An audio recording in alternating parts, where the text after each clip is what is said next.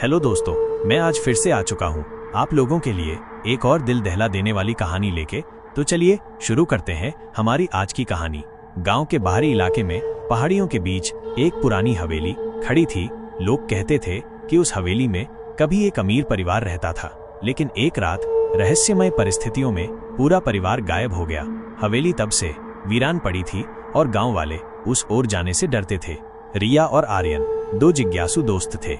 रिया एक लेखिका थी जिसे अपनी अगली कहानी के लिए एक डरावनी सेटिंग की तलाश थी, और आर्यन एक फोटोग्राफर था जिसे पुरानी और रहस्यमय जगहों की तस्वीरें लेने का शौक था। उन्होंने गांव वालों की कहानियां सुनी और उस हवेली में जाने का फैसला किया। एक धुंधली शाम को वे हवेली पहुंचे। मुख्य दरवाजा जंग खाया हुआ था, लेकिन थोड़ा खुला हुआ था। अंदर अंधेरा और सन्नाटा पसरा हुआ था। हवा में नमी और धूल की गंध थी। मुझे ये ठीक नहीं लग रहा, आर्यन ने कहा, अपनी टॉर्च की रोशनी अंदर डालते हुए।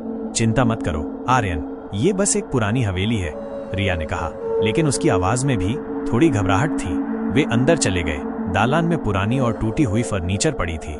दीवारों पर मकड़ी के जाले थे और पेंट उखड़ा हुआ था।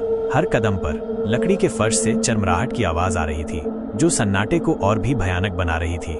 देखो ये, रिया ने कहा, एक पुरानी तस्वीर उठाते हुए जो जमीन पर पड़ी थी। तस्वीर में एक खुशहाल परिवार हवेली के सामने खड़ा था।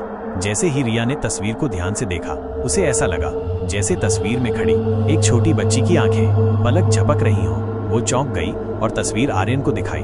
क्या हुआ? आर्यन ने पूछा। मुझे लगा कि इस बच्ची की आंखें हिलीं, रिया ने कहा। उसकी आवाज में अनिश्चितता थी। आर्यन ने टॉर्च की रोशनी तस्वीर पर डाली, लेकिन उसे कुछ नहीं दिखा। तुम्हें शायद वहम हुआ होगा रिया। वे आगे बढ़े। हवेली में कई कमरे थे, सभी धूल से भरे और वीरान। एक कमरे में उन्हें एक पुरानी पियानो दिखाई दी। रिया ने उसकी धूल साफ की और एक टूटी हुई चाबी दबाई। एक बेसुरा स्वर हवा में गूंज उठा, जो उनके रोंगटे खड़े कर गया। अचानक उन्हें ऊपरी मंजिल से फाराए किसी के चलने की धीमी आवाज सुनाई दी। क्या तुमने सुना? आर्यन ने फुसफुसाते हुए कहा। रिया ने सिर हिलाया। उसका दिल तेजी से धड़क रहा था। वे धीरे धीरे सीढ़ियों की ओर बढ़े। सीढ़ियां पुरानी और जर्जर थीं और हर कदम पर डर था कि कहीं टूट न जाए। ऊपरी मंजिल पर एक लंबा गलियारा था जिसके दोनों ओर बंद दरवाजे थे। आवाज एक दरवाजे के पीछे से आ रही थी। रिया और आर्यन ने एक दूसरे को देखा और धीरे से दरवाजे की ओर बढ़े। दरवाजा थोड़ा खुला हुआ था। उन्होंने अंदर झांका। कमरे में अंधेरा था, लेकिन उन्हें एक कुर्सी हिलती हुई दिखाई दी। कोई है? आर्यन ने हिम्मत करके पूछा। कोई जवाब नहीं आया, लेकिन कुर्सी अभी भी धीरे धीरे हिल रही थी। रिया ने अपनी टॉर्च कमरे के अंदर डाली। कुर्सी खाली थी। ये क्या हो रहा है? रिया ने कहा। उसकी आवाज कांप रही थी। तभी दरवाजा अपने आप बंद हो गया और उन्हें अंदर से एक धीमी और ठंडी हंसी सुनाई दी। आर्यन, रिया ने डर से कहा, दरवाजा खोलने की कोशिश करते हुए, लेकिन दरवाजा बाहर से बंद हो गया था। शांत हो जाओ रिया, मैं इसे तोड़ता हूँ, आर्यन ने कहा, दरवाजे पर जोर से लात मारने की कोशिश करते हुए, लेकिन दरवाजा बहुत मजबूत था। कमरे में अंधेरा और गहरा हो गया। उन्हें ऐसा लग रहा था जैसे कोई उनके आसपास घूम रहा हो। ठंडी हवा उनकी गर्दन पर महसूस हो रही थी। अचानक उन्हें एक धीमी और दर्दनाक आवाज सुनाई दी, जैसे कोई फुसफुसा रहा हो। तुम यहाँ क्यों आए? रिया और आर्यन डर से एक दूसरे से चिपक गए। उन्हें समझ नहीं आ रहा था कि ये सब क्या हो रहा है। क्या ये सच में भूत था या कोई और रहस्य छिपा हुआ था? आर्यन ने अपनी टॉर्च चारों ओर घुमाई, लेकिन उन्हें कमरे में कुछ भी दिखाई नहीं दिया। आवाज फिर से आई, इस बार थोड़ी तेज। ये मेरी जगह है।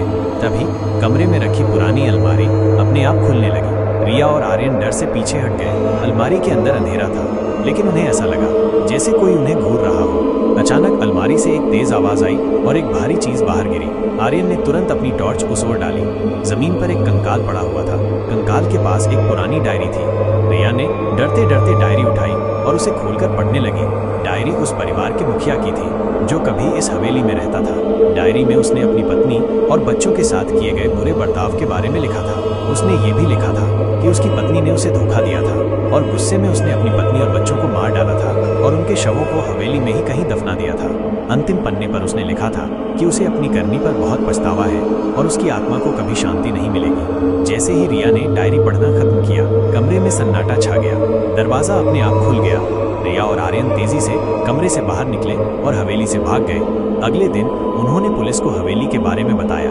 पुलिस ने हवेली की तलाशी ली और उन्हें हवेली के पीछे दफनाए गए परिवार के सदस्यों के अवशेष मिले। कंकाल के पास मिली डायरी से पता चला कि उस रात क्या हुआ था। जमींदार ने गुस्से में आकर अपने पूरे परिवार को मार डाला था। और फिर खुद भी आत्महत्या कर ली थी। उसकी बेचैन आत्मा हवेली में भटक रही थी। रिया ने उस घटना पर एक कहानी लिखी जो बहुत मशहूर हुई। आर्यन ने हवेली की तस्वीरें खींची जो आज भी लोगों को डराती हैं। लेकिन रिया और आर्यन कभी उस हवेली में वापस नहीं गए। उन्हें हमेशा उस बंद दरवाजे के पीछे की ठंडी हंसी और दर्दनाक फुसफुसाहट याद रहती थी। उन्हें एहसास हो गया था कि कुछ रहस्य ऐसे होते हैं जिन्हें कभी नहीं खोलना चाहिए और कुछ जगह ऐसी होती हैं जहां कभी नहीं जाना चाहिए। तो कैसी लगी आप सबको हमारी आज की कहानी? ऐसे ही दिल दहला देने वाली कहानी देखने के लिए सब्सक्राइब करना ना भूलें। फिर मिलते हैं एक और ऐसी दिल दहला देने वाली कहानी के साथ।